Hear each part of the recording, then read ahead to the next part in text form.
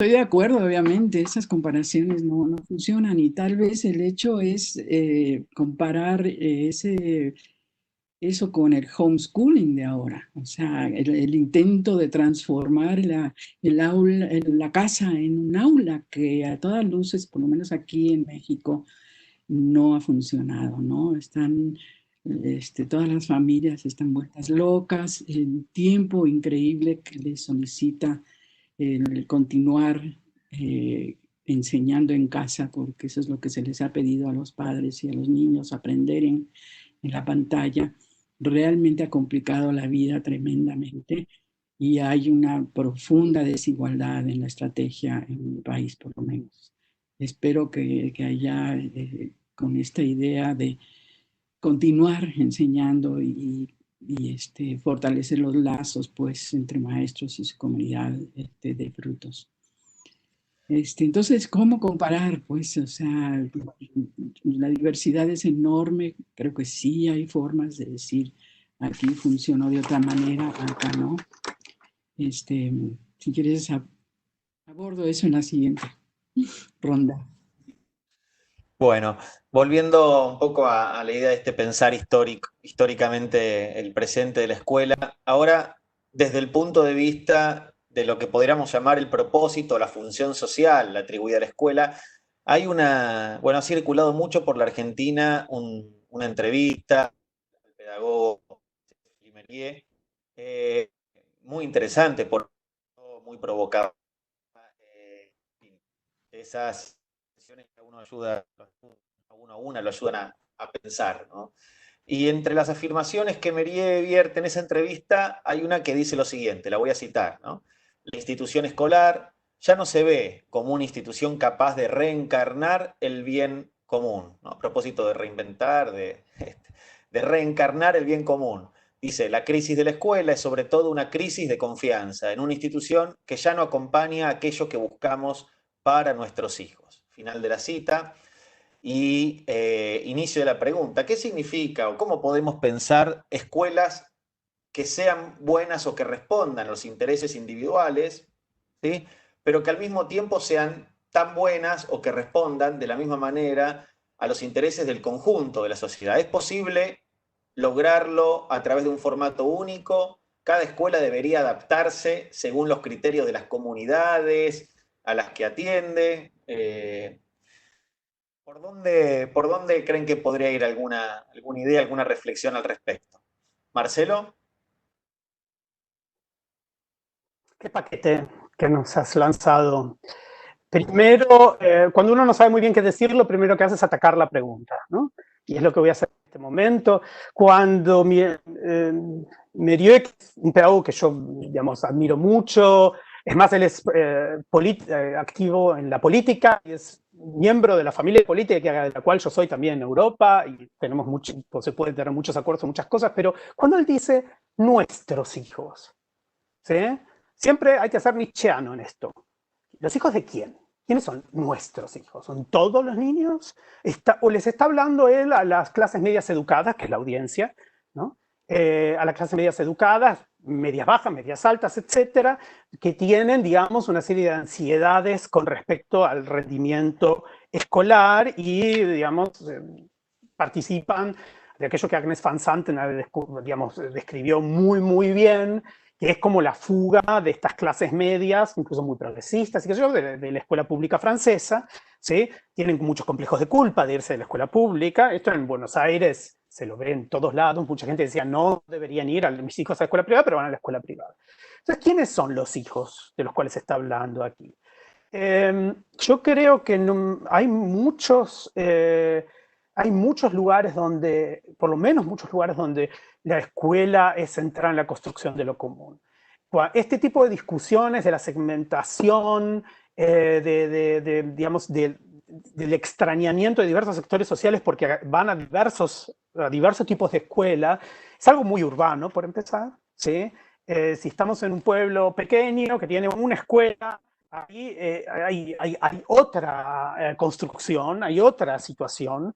Yo creo que digamos, tenemos que acostumbrarnos a no ver siempre desde este ombliguismo justamente estas clases medias educadas que hacen la educación, hablan la educación, son educadores, les gusta la educación, ¿sí? Y son profundamente urbanas. Entonces, creo que hay ciertas diferenciaciones ahí para hacer.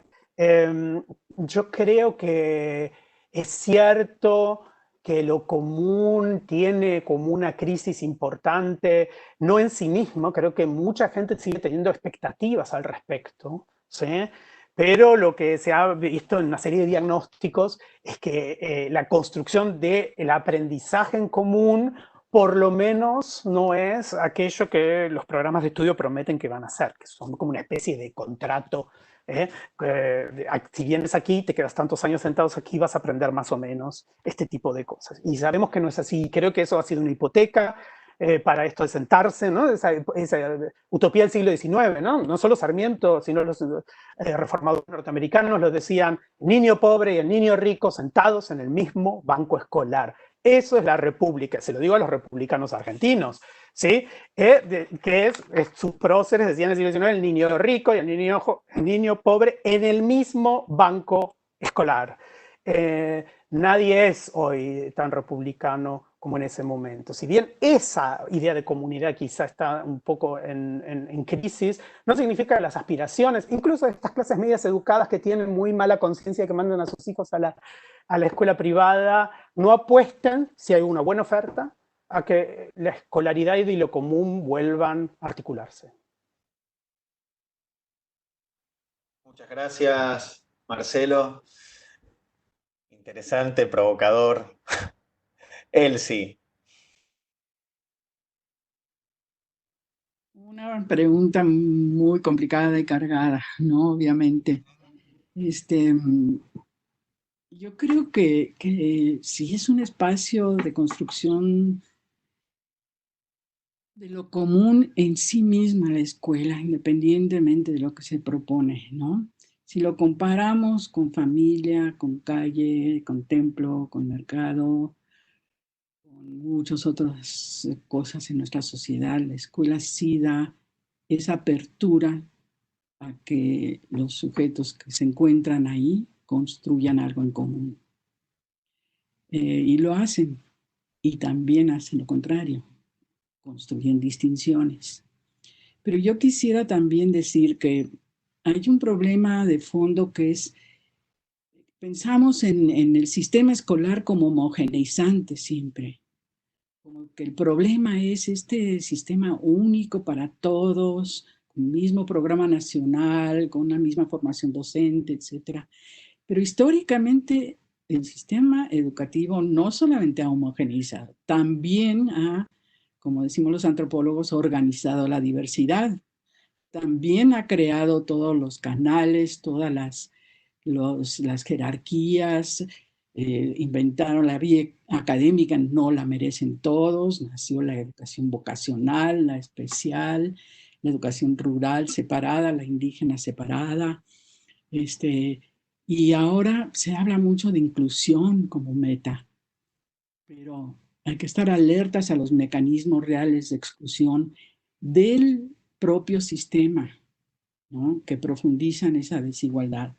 Y ese es un dilema tremendo que tenemos cuando hablamos de educar en la diversidad y para la diversidad y de adaptar, que por cierto es un término bastante antiguo en el discurso educativo, porque muchas veces se adaptaba justamente,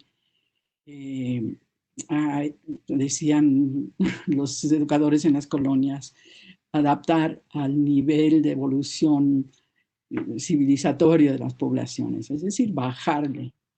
Entonces, ¿cómo conservamos lo común en el sentido de la misma nivel de exigencia, pero también resolver el problema que el docente enfrenta diario, porque está frente a grupos donde hay una tensión terrible?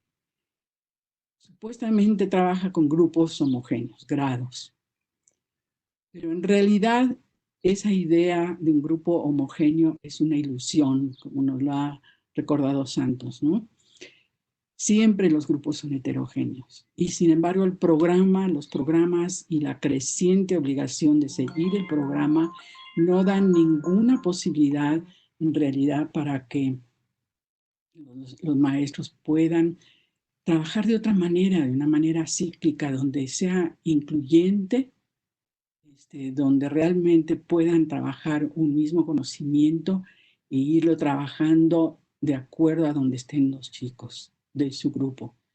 Y ese es un problema que yo aviento a los sistemas y las reformas. Y actualmente es muy crítico en mi país, que realmente este currículum, estos programas sobrecargados, pero sobre todo sobrepautados, ¿no? Al detalle, son una de las principales barreras al aprendizaje, los VAPs, ¿no? Y que sí es necesario de alguna manera hacer una reforma profunda en ese sentido y reinventar, pero no el aula como tal, sino los dispositivos, los mecanismos y las normas que pretenden regirla desde arriba. Y todo eso para pensar realmente con el docente y con lo que enfrenta a diario, ¿no? Los buenos docentes hacen a un lado los programas y dicen, voy a seguir a mis alumnos.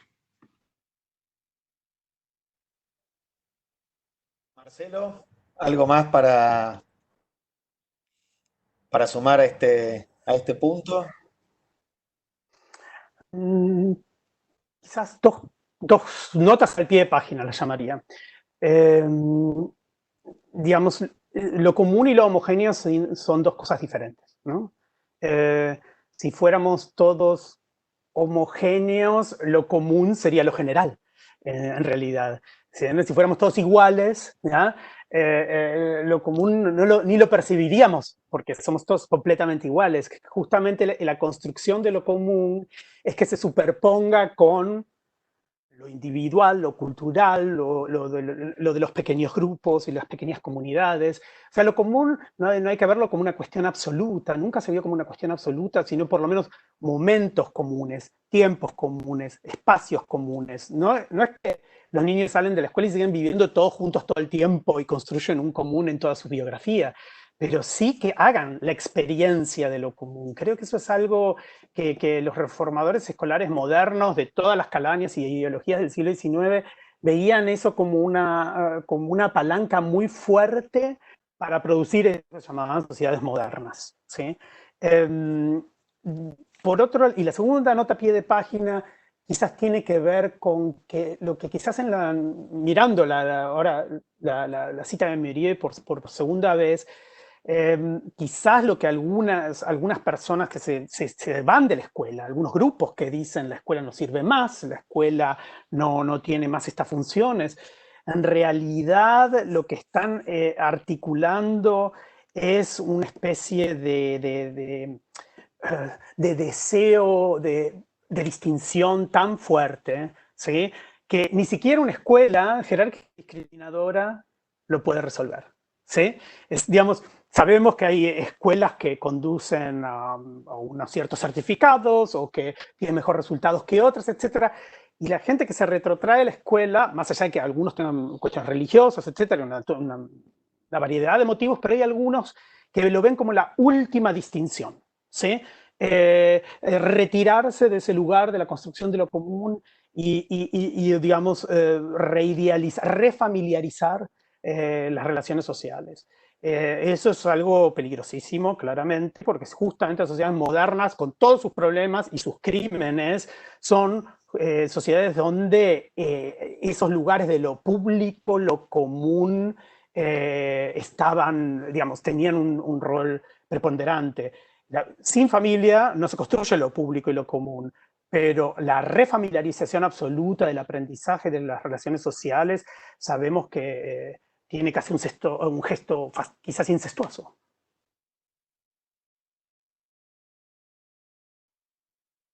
Muy bien, muchísimas gracias.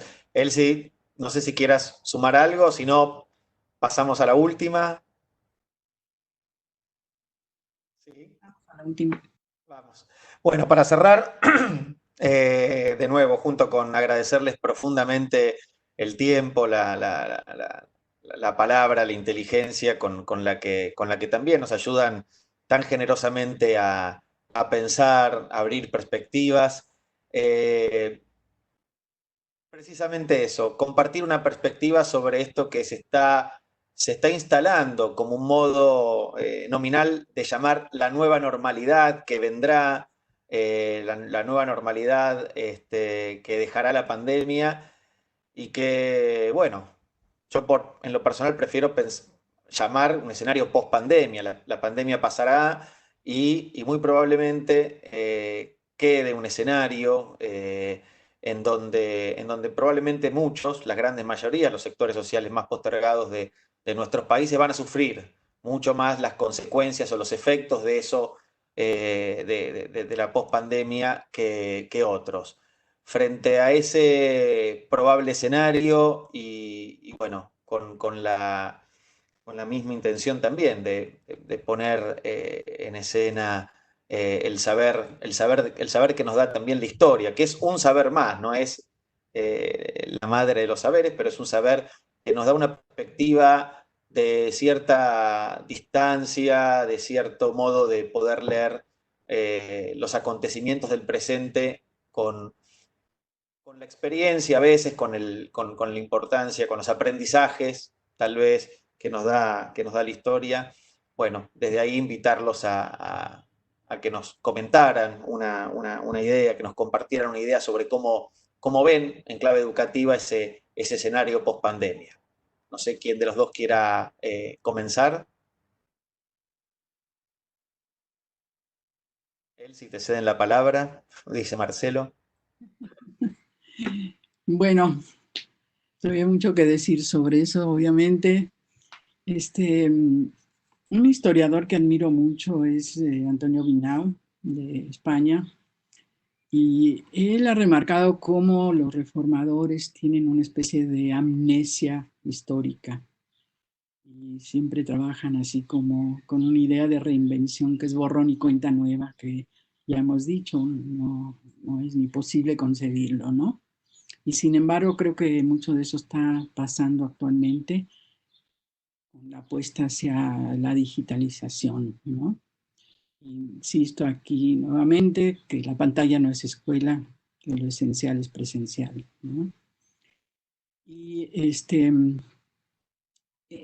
creo que hay un problema también de, bueno, si estamos pensando la post-pandemia, digamos, ¿qué es lo que realmente podrían las autoridades, el ministerio a muchos niveles, tratar de garantizar para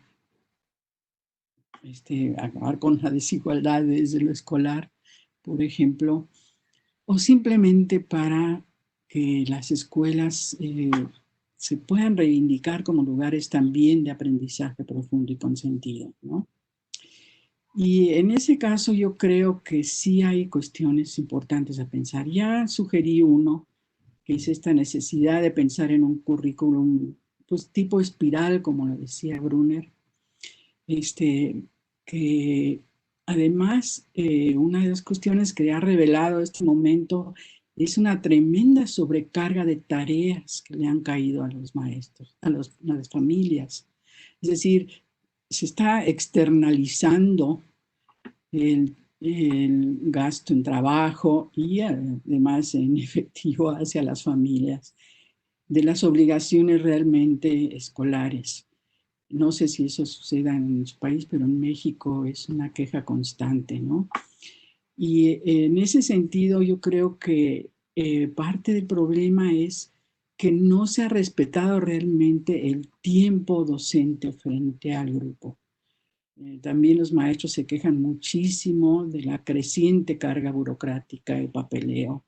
Yo creo que las computadoras yo no he visto realmente que entren a un aula de manera buena, ¿no? Pero sí están muy presentes en la escuela para la rendición de cuentas, de informes, de todo tipo, ¿no? Entonces hay una especie de tendencia hacia una fragmentación del tiempo, por también acumulación de nuevos ejes transversales, nuevas materias, en lugar de reducción. Y en ese sentido también Yo diría que bueno, se les preocupa mucho el rezago que puede haber provocado este receso en la continuidad de la escuela, pero habría que redoblar los esfuerzos para garantizar esas condiciones de tiempo en aula con enseñanza significativa. Y una de las maneras también es tratar de consolidar comunidad escolar. Y eso depende de otro actor central, que es el director de escuela, ¿no? Y eso se ha estudiado bastante.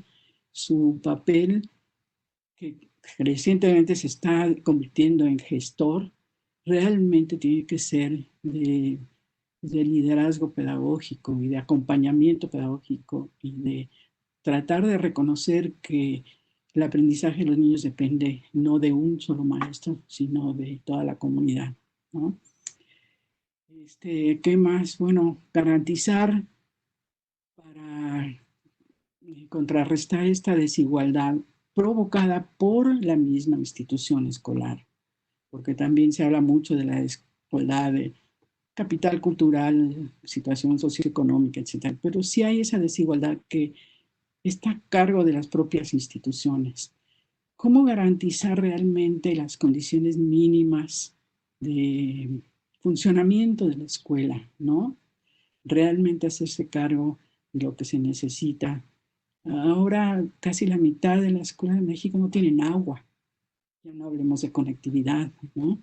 ¿Cómo van a regresar en esas condiciones y mantener la sana distancia que dicen y las prácticas de higiene? Entonces, ese tipo de cosas sí creo que solo el Estado lo puede garantizar y resolver, ¿no?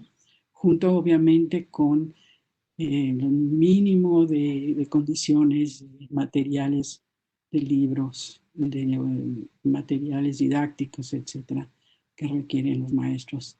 Y también darles a los maestros un poco más de autonomía, confiar en los maestros, confiar en que ellos puedan resolver esta tarea y darles el respaldo, el apoyo, el reconocimiento que merecen.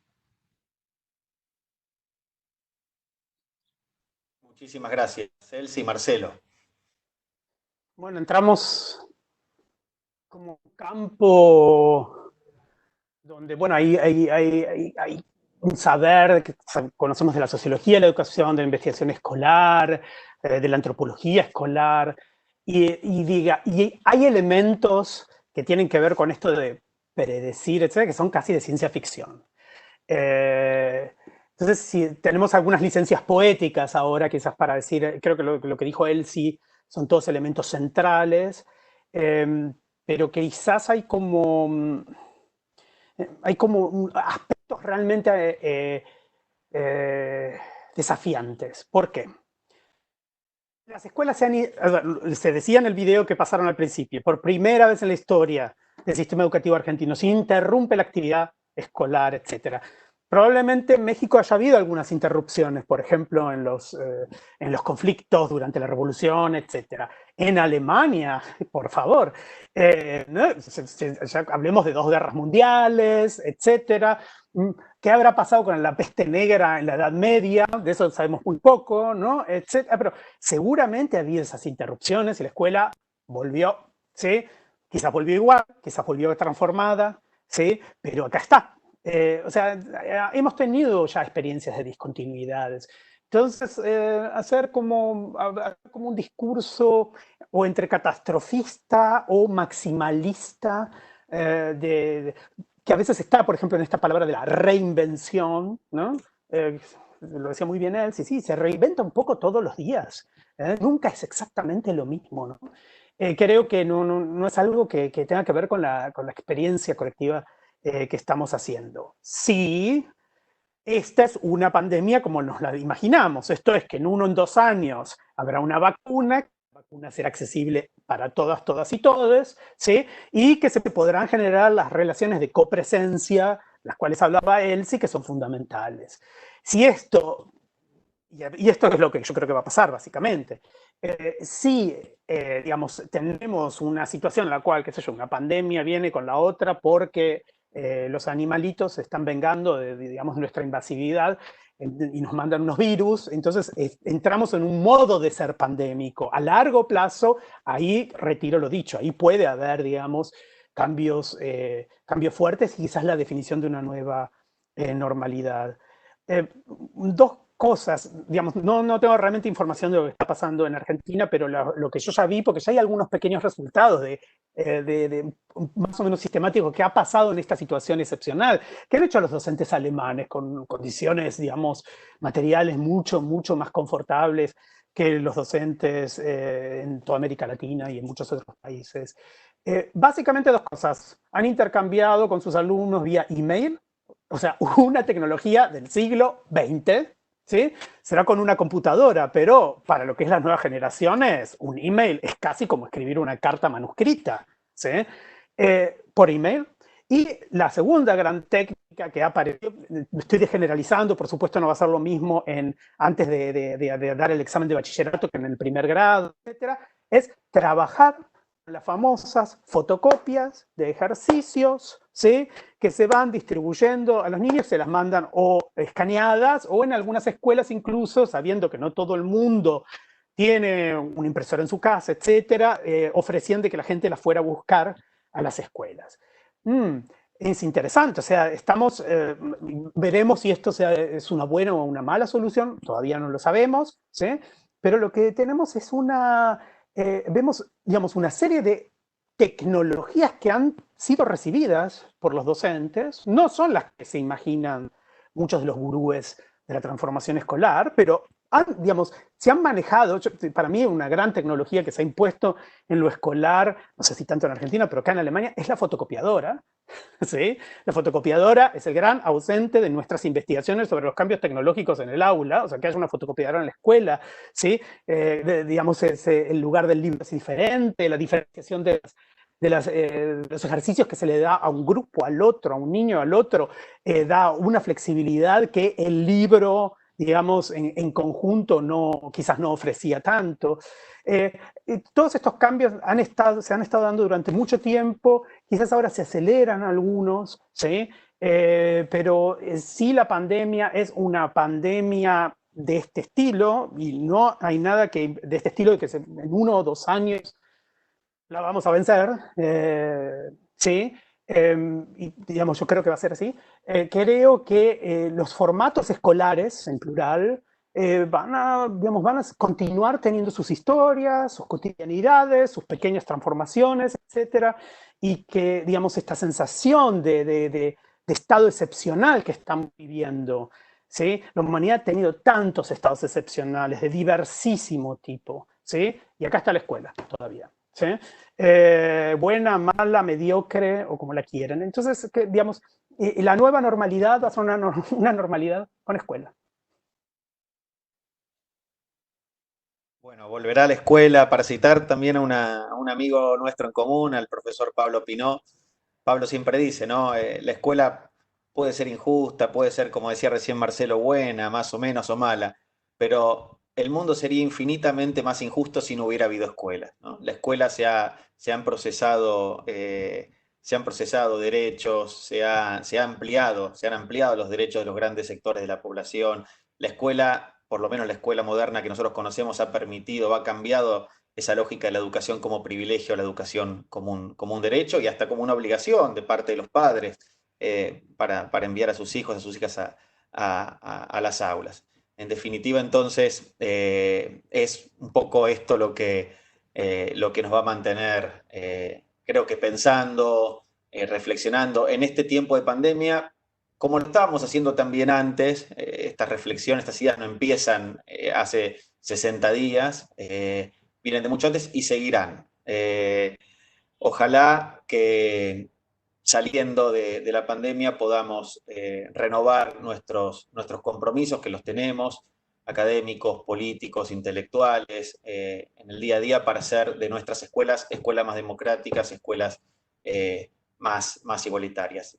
Le voy a dar la palabra a Mercedes, a la directora del Instituto de Formación Docente, Nacional de Formación Docente. Quisiera solamente agradecerles profundamente el tiempo de nuevo que nos regalaron, las reflexiones que nos compartieron. Agradecerle también a Eva Fondevila y a Malena Bistrowit, que han también trabajado como parte del equipo dirigido, coordinado por Mercedes, en que esto sea posible, en el que el video que vimos hace un rato esté circulando. Y aunque lo va a hacer Mercedes, yo quisiera también decirles que quédense, que ahora viene Inés Dussel, viene Flavia Terigi, dos de las grandes pedagogas que ha dado también este país, coordinado por la compañera Liliana Abrate, para pensar precisamente los desafíos políticos de continuar enseñando con un sentido inclusivo. Yo dejo acá, quiero agradecerles también a los más de 13.000 compañeros, compañeras, maestros, maestras que están viéndonos en este momento, que nos han acompañado a lo largo de esta hora y tanto de conversación. Muchísimas gracias a todos.